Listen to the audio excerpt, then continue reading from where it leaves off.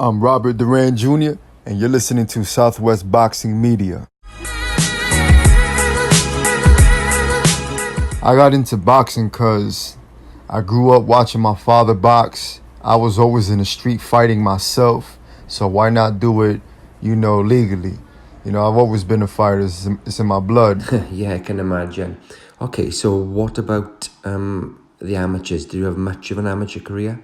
I didn't have much amateur career. I only had 5 fights as an amateur, but in those 5 amateurs, I jump into straight tournaments, local tournaments, where I end up winning 3 silver medals, 1 gold medal, and a 152-pound title belt. So I'm moving into the professional ranks. Do you remember when it was and who it was against? I turned pro March 23rd, 2018, and I fought against a Cuban kid, Eric Morales. Okay, so your professional boxing career is sort of still in its infancy. Can you tell us a little bit about how it's gone so far? I've had my ups and downs, because doing everything by myself, it made it a little difficult, but it's going good. It's getting better, and 2020 is going to be a big year for me. Okay, so you box in the welterweight division. Can you tell us your thoughts on the division itself and what you think that you can achieve? There's a lot of great fighters in the welterweight division, and my thoughts on it are, you just gotta be yourself. You just gotta be 100% to compete at the welterweight division. There's a lot of competition, a lot of great fighters, and what I'm looking to achieve is that down the line, I wanna become champion, win a title or 2. That's my goal. Yeah, like you said, there's a lot of great fighters at 147, but who, in your opinion, is the best? In my opinion, the best fighter in the welterweight division right now has to be Terence Crawford, hands down. Yeah, absolutely. I think Terence Crawford is definitely at the top of the division. So the next question we're going to ask, I'm sure you get this a lot. How is the relationship with you and your dad, the legend that is Roberto Duran? You've spoken in the past that the relationship is a bit fractured. Are there bridges being built? Are you still speaking to one another, or is it still quite a fractured relationship? Yeah, me and my father are a distance. I haven't spoken to him in a long time. On top of that, I didn't grow up with him. I grew up with my mom's side of the family. So, and we're just now trying to, get things back together. So it's in the works. Do you feel that you'll always be compared to your father?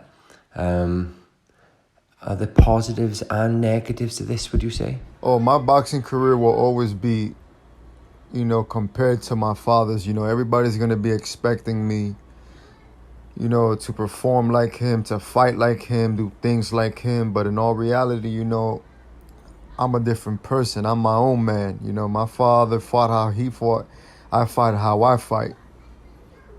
But it has its positive and its negatives, I get my power from him, my ring generalship from him.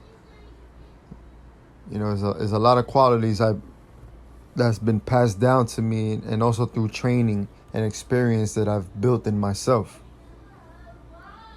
Would you say there's some similarities between you and your father, or are you a completely different fighter?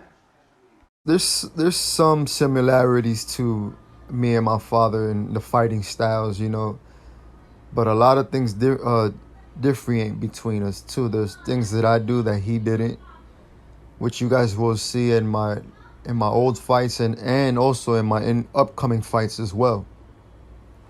So you and Vinny Paz are obviously very close. How long have you known him for, and when did you meet? Oh, me and Vinny Paz, yes, we are close. I call him my Godfather.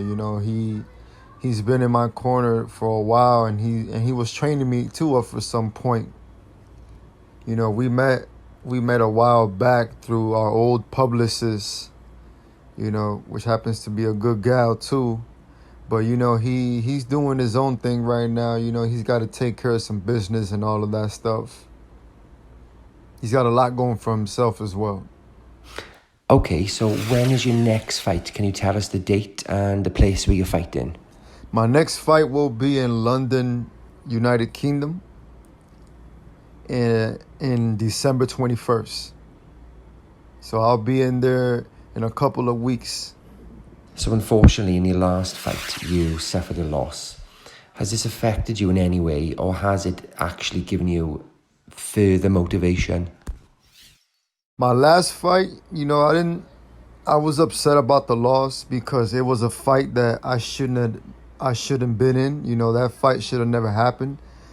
There's a lot of things going on behind the scenes with that fight. A lot of things that shouldn't have happened. That fight shouldn't happen. But I don't cry over spilled milk. It is what it is, and it happened already.